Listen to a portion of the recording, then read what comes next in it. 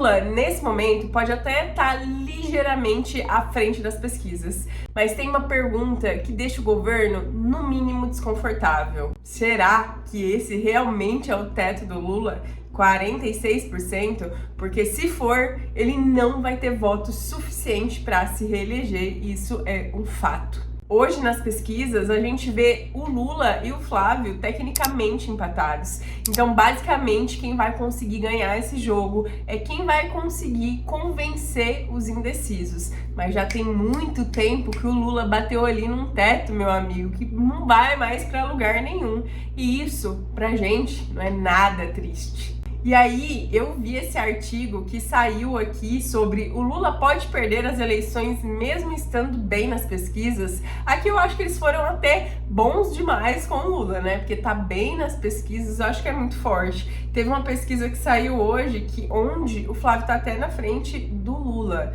É óbvio que as pesquisas, elas não são fiéis quando vem as urnas, né, o resultado das urnas, mas elas deixam aí um gostinho do que vem pela frente. E vale a gente levar em consideração que o Bolsonaro estava muito atrás do Lula nas eleições de 2022. Então aqui a gente já tem o Flávio muito à frente do que o Bolsonaro estava lá em 2022. Bom, seguindo aqui essa matéria, ela diz o seguinte: o crescimento econômico abaixo do esperado e a pressão sobre os consumidores complicam a imagem de Lula em sua campanha. E essa matéria ela é muito interessante porque ela mesma fala sobre diversos pontos, diversas desvantagens do governo para não conseguir uma reeleição, para não conseguir um Lula 4. No meu ponto de vista, o grande problema da esquerda, do Lula, nesse momento do jogo, não é quantos votos ele tem, porque quem vota no Lula, pode sair o que for nas mídias, mas sim a capacidade de conseguir novos votos, para conseguir convencer essa pequena parcela que vai dar a eleição para um lado ou para outro, porque quem é bolsonarista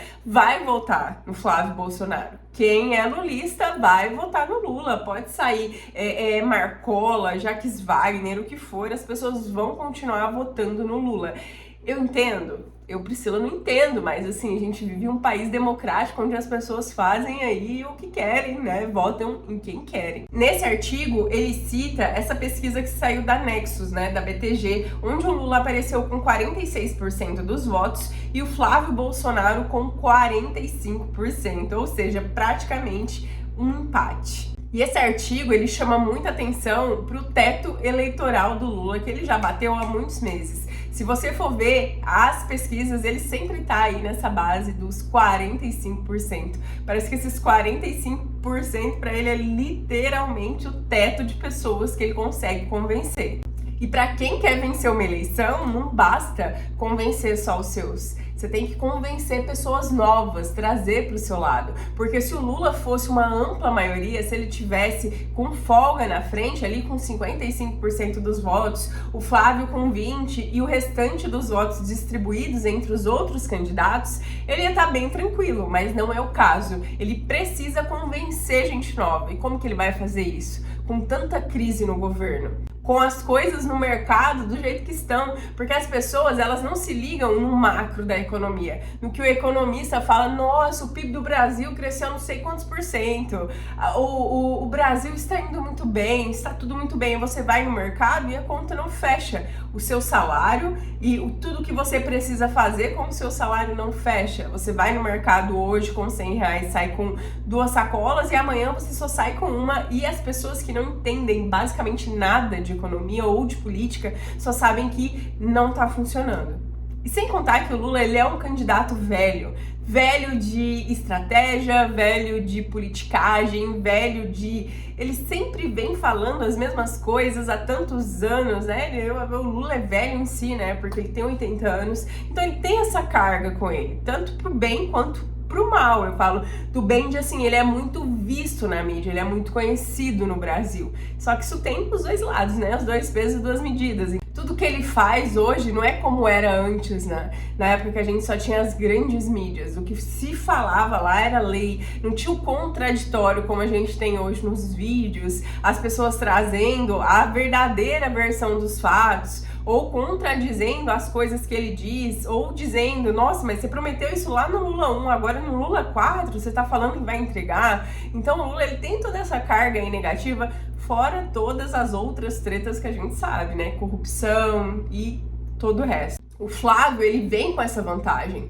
Por mais que ele seja um Bolsonaro, muitas pessoas entendam que ele é o próprio Bolsonaro, que se o Flávio ganhar é o Bolsonaro 2, não. Na verdade, quando a gente fala de uma eleição do Flávio Bolsonaro, sim, vai ter ali um dedinho, né, do ponto de vista do Jair Bolsonaro, mas o Flávio Bolsonaro, ele é outra pessoa, ele é outro candidato. Ele vai ter uma outra visão da presidência da República aqui do Brasil.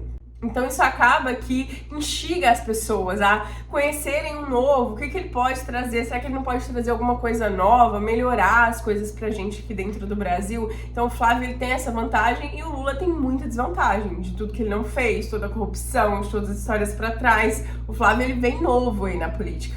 Então ele pode apanhar, sim, por diversas coisas, o filme, o Dark Horse, seu pai aquilo, mas ele é um candidato novo. Esse artigo, ele inclusive fala que ele mostra aqui, né, o PIB brasileiro, ele cresceu 2,3 em 2025. Abaixo de 3,4 que cresceu em 2024. Só que, como a gente disse lá no começo do vídeo, o que vale pro brasileiro que não entende de economia, eles entendem do quê? Do que o seu dinheiro, o valor de compra, o seu poder de compra. Você consegue crédito se você precisar? Você consegue financiar uma casa? Qual o juro? Quanto você tá pagando de juro no financiamento da sua casa? O que você traz no mercado? Quanto tá a sua conta de luz? É essa a discussão. É justamente isso aí que atinge o Lula com os dois pés na porta. As pessoas têm uma grande porcentagem de pessoas aqui no Brasil que não são ligadas à política. A gente vem tendo diversas notícias aí, batendo de frente no PT aí por corrupção, que não é uma coisa nova, mas a maioria nem se liga nisso. As pessoas se ligam realmente no poder de compra. Isso atinge diretamente a maioria das pessoas. Pessoas lá da Faria Lima ou pessoas que trabalham na rua vendendo maçã, fazendo unha. Esse texto aqui, ele também mostra as recuperações extrajudiciais. E segundo os números apresentados aqui pelo próprio artigo, ele cita que até o começo de julho, 33 empresas haviam recorrido ao instrumento só agora em 2026. Que envolve aí cerca de dívidas por volta de 109 bilhões de reais. É muita coisa. Inclusive, hoje a minha irmã disse que um fiscal da Receita foi lá visitar ela falando sobre as mudanças que vão ter agora em setembro, mudanças que sempre eram feitas em dezembro, que eles estão mudando a taxa, a alíquota de imposto, eles estão querendo colocar aquele imposto que você paga antes, né? Então, você vai lá, sei lá, produz, vende alguma coisa, você paga, e aí se você precisar ser ressarcido, exemplo, você vende no Mercado Livre.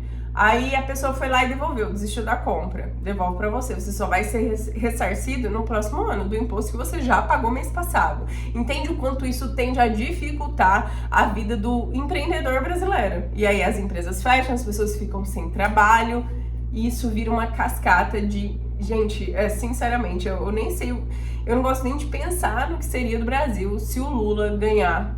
Se o Lula 4 acontecer, assim, vou bater até na madeira, porque o que eu espero de verdade é que a gente consiga fazer um Senado, consiga colocar o Flávio lá e que ele ajude as empresas, ajude as pessoas a empreenderem, porque se tem uma coisa que tira o pobre da miséria, não é você dar R$600 de Bolsa Família. Eu não sou contra a Bolsa Família, eu acho que algumas pessoas realmente precisam desse auxílio, mas isso não tira ninguém da miséria. O que tira as pessoas da miséria é empreender, é trabalhar, é conseguir buscar o seu sustento com dignidade. Outra coisa que eles citaram aqui é a quantidade de empresas que foram lá para o Paraguai, justamente porque eles têm menos tributos lá. O Brasil deixou de ser interessante para as empresas já tem algum tempo. E essas empresas aqui, o texto afirma que existem 232 maquiladoras de origem brasileira lá no país vizinho, lá no Paraguai. 232 empresas que podiam estar aqui gerando empregos, gerando impostos,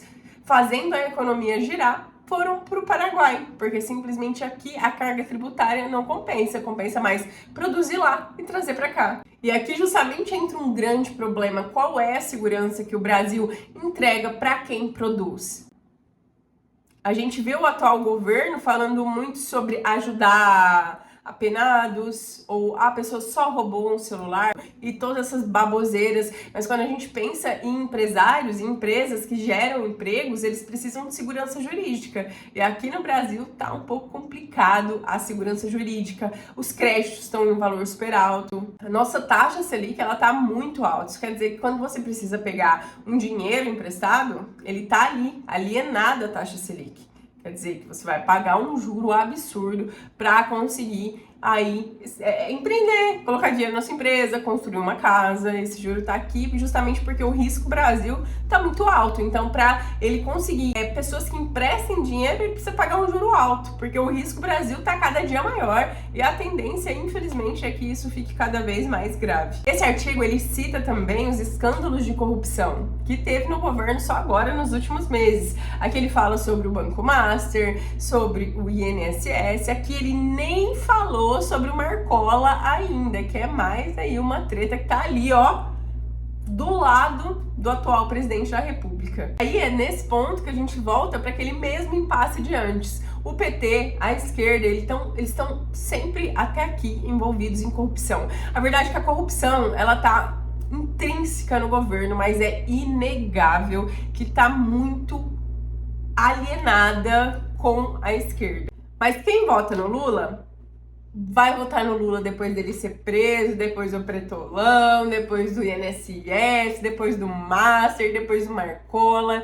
A grande questão é que com tanto escândalo assim, vai ser difícil para ele conquistar essa porcentagem, essa pequena porcentagem que vai dar a cadeira de presidente da República do Brasil nos próximos 4 anos. E é com isso que a gente conta. Falar que o Lula perdeu já, isso eu acho que muito embora seja um sonho, é irresponsável. Mas ele tem uma base forte. Por mais que as pessoas não vá atrás dele, como não vá nos discursos dele, como vão da direita, né? As pessoas da direita são muito mais ativas e envolvidas, o Lula tem sim os votos, tanto que ele tá aí na presidência da República por voto da maioria. Mas o desgaste político dele também é inegável. Só que assim, muita coisa pode ser descoberta de agora pra frente, até porque o André Mendonça tá em cima de muito caso, inclusive do INSS. Se esse caso do INSS vir e mostrar que o Lulinha tá totalmente envolvido nesse caso e tantas outras coisas que podem aparecer daqui até as eleições, isso pode prejudicar diretamente esses eleitores indecisos, que são eles que vão, sabe, essas pessoas que ficam aqui e ali, que vão acabar decidindo as eleições. Pessoas que votam no Flávio vão votar independente de qualquer coisa, as que votam no Lula vão votar independente de qualquer coisa. São os indecisos, esses votos que estão aí perdidinhos, que vão decidir a eleição desse ano. Assim como aconteceu nos outros países aqui da América Latina, que foram eleições ali muito apertadinhas. E outra coisa que a gente tem que levar em consideração é que todos os outros candidatos ali, tirando o Renan Santos, são candidatos mais à direita. Então, se esses votos, mesmo que poucos, né, vierem pro Flávio Bolsonaro e de lá pra cá o Flávio conseguir cativar outras pessoas aí pelo caminho, a gente tem sim grandes chances de conseguir vencer essas eleições. Mas me conta aqui nos comentários o que você acha. Você acha que o Lula vai conseguir convencer, vai conseguir sair desse teto aí de pessoas que ele já convenceu até agora, com a maravilhosa atuação Lula 3 aí, né? Sobrevivemos ao Lula 3, capengando, mas sobrevivemos. Agora é o Lula 4, eu já não sei se a gente consegue sobreviver, não, se a gente não vira uma Cuba, uma Venezuela. Minha parte eu vou fazer nas urnas, e você? Me conta, o que você acha? É Lula ou é Bolsonaro em 2026? Um beijo e até o próximo vídeo.